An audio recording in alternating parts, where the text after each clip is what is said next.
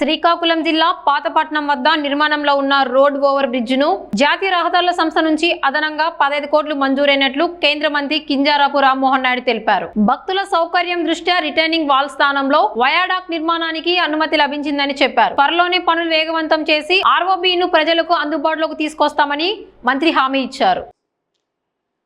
అందరికీ నమస్కారం.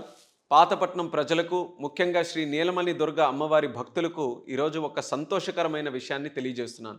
నరసనపేట నుండి పాతపట్నం మీదుగా ఒరిస్సాని కలిపే 326A జాతీయ రహదారి మన పాతపట్నం వద్ద నిర్మాణంలో ఉన్న రోడ్ ఓవర్ బ్రిడ్జ్ ఏదైతే ఉందో దానికి అదనంగా జాతీయ రహదారుల సంస్థ నుండి 15 కోట్ల రూపాయలు ఈరోజు మంజూరయ్యాయని తెలియజేస్తున్నాను. 400 పైగా సంవత్సరాల చరిత్ర కలిగిన నీలమణి దుర్గ అమ్మవారి ఆలయానికి ఎదురుగా నిర్మాణం అవుతున్నటువంటి ఈ రోడ్ ఓవర్ బ్రిడ్జ్ ఏదైతే ఉందో అది చాలా ప్రాముఖ్యత కలిగింది.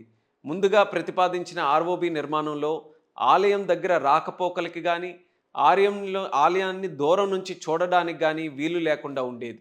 5 ఏళ్లకు ఒకసారి జరిగే మహాజాతర సమయంలో కూడా ఇక్కడ ఇబ్బందులు ఎదురవుతాయని ముందుగానే మనం అందరం ఊహించాం.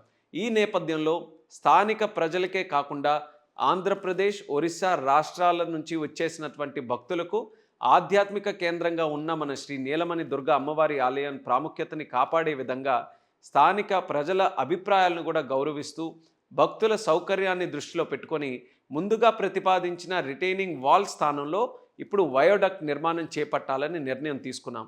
అదనంగా 15 కోట్ల రూపాయలతో ఈ ప్రాజెక్ట్ నిర్మాణం చేపట్టనున్నాం కాబట్టి నిర్మాణంలో ఉన్న అనుమానాలన్నీ కూడా తొలగిపోయాయి. అదనపు నిధులు మంజూరు అయ్యాయి కాబట్టి మరింత వేగంగా ఈ ప్రాజెక్టుని పూర్తి చేసి ప్రజలకి అందుబాటులో తీసుకొని వస్తానని కూడా నేను తెలియజేస్తున్నాను. దీని ద్వారా భక్తుల ఆలయానికి ఎలాంటి అడ్డంకులు లేకుండా సులభంగా రాకపోకలు అనేది చేయగలుగుతారు. అలాగే ఇది నిర్మాణంలో చేసిన మార్పు మాత్రమే కాదు, ఇది మన సంస్కృతి, మన సాంప్రదాయాలు, భక్తుల విశ్వాసానికి కూడా మనం ఇస్తున్నటువంటి గౌరవం. ఈ నిర్ణయానికి మద్దతు ఇచ్చిన కేంద్ర రహదారుల తాలూకా శాఖ మంత్రివర్యులు నితిన్ గడ్కరీ గారికి నా హృదయపూర్వక కృతజ్ఞతలు. ఆర్ఓబి నిర్మాణంలో మార్పులు కోరుకుంటున్న నీలమణి అమ్మవారి భక్తులకు, పాతపట్నం ప్రజలకు ఇది నిజంగా ఒక శుభవార్తగా భావిస్తూ ప్రజలు భావోద్వేగాలని గౌరవిస్తూ అభివృద్ధి చేయడమే నా సంకల్పం, నా లక్ష్యం అనేది మరొకసారి తెలియజేసుకుంటూ మీ అందరికీ కూడా నా హృదయపూర్వక ధన్యవాదాలు. జై శ్రీకాకుళం, జై ఆంధ్రప్రదేశ్.